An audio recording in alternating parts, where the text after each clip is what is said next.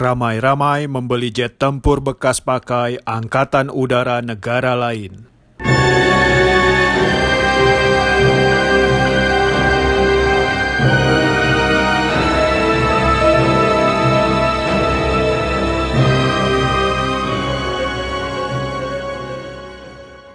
Dalam beberapa bulan terakhir, telah terjadi peningkatan yang mencolok di mana banyak negara memilih untuk membeli jet tempur bekas untuk angkatan udara mereka.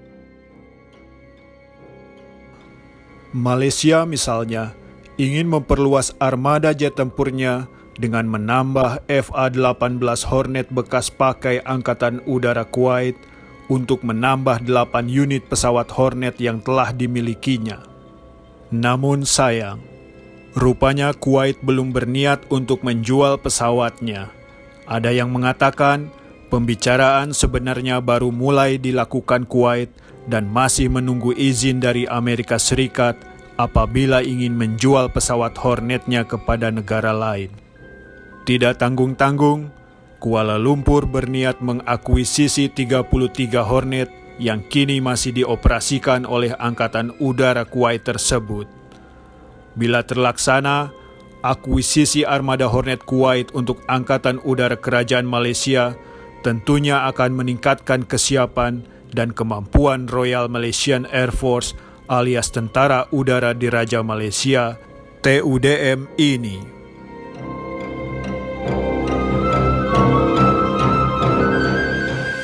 Sementara itu, pada bulan Desember 2021, Parlemen Rumania menyetujui pembelian 32 jet tempur F-16 bekas Angkatan Udara Norwegia.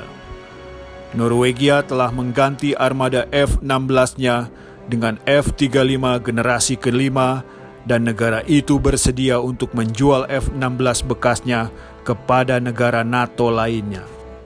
Adapun Rumania sendiri saat ini sudah mengoperasikan 17 F-16 dengan mengakuisisi jet tempur F-16 bekas Norwegia. Maka Bukares secara otomatis akan mendapat peningkatan kekuatan armada F-16-nya 2 kali lipat dari yang dimiliki saat ini.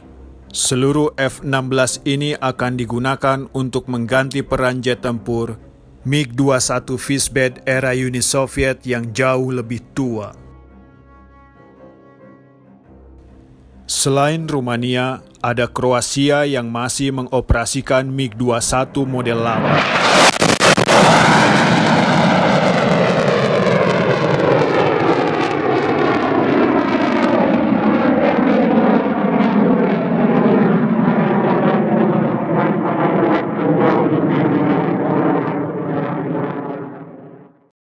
Pada bulan November tahun lalu, Zagreb menandatangani perjanjian dengan Perancis untuk membeli 12 pesawat tempur F-3R Dassault Rafale bekas pakai Angkatan Udara Perancis. Sebagai gantinya, pemerintah Perancis akan memesan 12 jet tempur Rafale F-4 yang lebih baru pada tahun 2023 untuk menggantikan F-3R yang dijual kepada negara lain. Denmark juga mengakuisisi F-35 dan berencana untuk menjual F-16 secara bertahap. Muncul spekulasi kalau armada F-16 Denmark akan dibeli oleh Turki karena Turki kesulitan untuk menambah F-16 dari Amerika Serikat. Tentu saja penjualan F-16 dari Denmark kepada Turki tidak akan terlaksana tanpa izin yang dikeluarkan oleh Washington.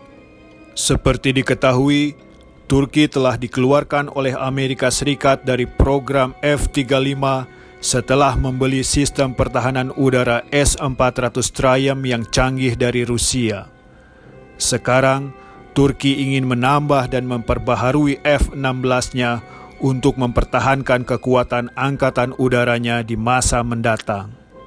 Maka dari itu, Ankara pun mengajukan pembelian 40 F-16 Block 70 yang canggih kepada Washington, berikut 80 kit retrofit untuk ratusan armada F-16 Block 30 yang sudah mereka miliki. Kongres Amerika Serikat hingga saat ini belum menyetujui keinginan Ankara sehingga Presiden Amerika Serikat Joe Biden saat bertemu dengan Presiden Turki Recep Tayyip Erdogan di KTT G20 di Roma, Italia, beberapa waktu lalu mengatakan bahwa ada proses yang harus dilalui oleh Turki bila ingin membeli F-16 dari Amerika Serikat. Sementara itu, Iran juga menunjukkan minat pada pesawat tempur F-16 Venezuela.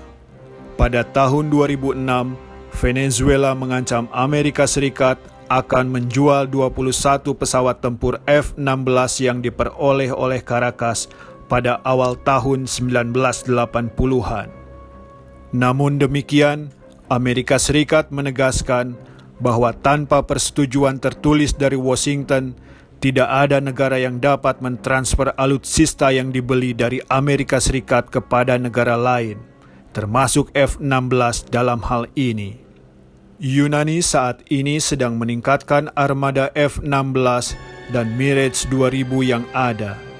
Pada bulan Januari 2021, Athena memesan 18 Rafale dari Perancis, di mana 12 diantaranya adalah pesawat yang masih digunakan oleh Angkatan Udara Perancis dan 6 unit lainnya merupakan pesawat tempur baru.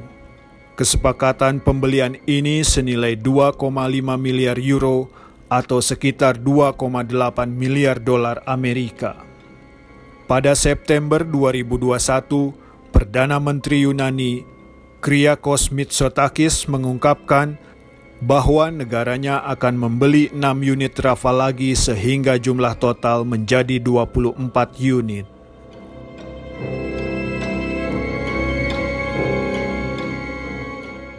Negara lain yang juga membeli pesawat bekas adalah Israel. Tel Aviv menjatuhkan pilihan kepada F-15 bekas Angkatan Udara Amerika Serikat untuk kemudian akan mereka tingkatkan kemampuannya. Menjadi pertanyaan, kenapa Israel tidak menyatakan untuk membeli F-15IX yang jelas-jelas pesawat tempur baru dengan kemampuan 2 kali lipat kelompok F-15 lainnya? Bisa jadi karena Israel ingin mendapatkan unit F-15 yang lebih banyak dan memodifikasi pesawatnya sendiri. Tentu hal itu lebih murah bagi Israel sendiri selain mendukung penggunaan produk-produk sistem pesawat dalam negeri termasuk komponen elektroniknya. Namun, perlu disadari bahwa membeli pesawat bekas pakai tidak selamanya memberikan keuntungan yang lebih. Salah satu yang perlu dipertimbangkan adalah masa pakai pesawatnya itu sendiri. Umur pesawat yang berkurang tentu memerlukan perawatan dan suku cadang yang lebih mahal daripada pesawat yang baru keluar dari jalur perakitan.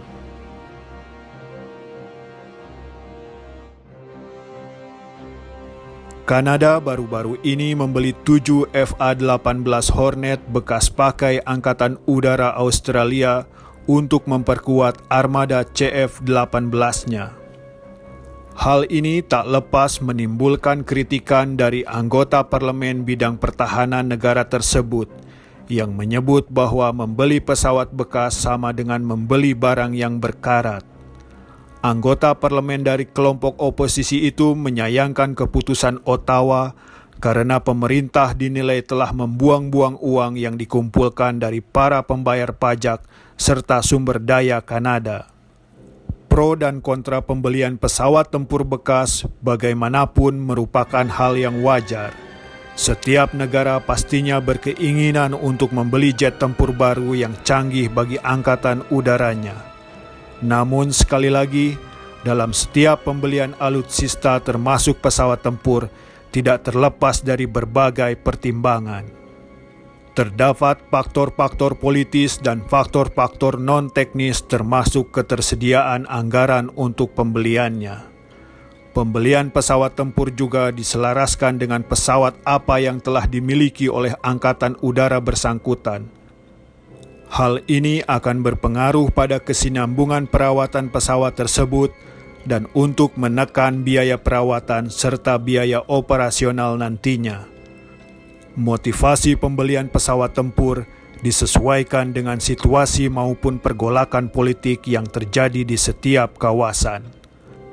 Pemerintah masing-masing negara bekerja sama dengan angkatan udaranya, selanjutnya merumuskan pesawat apa yang terbaik untuk dibeli.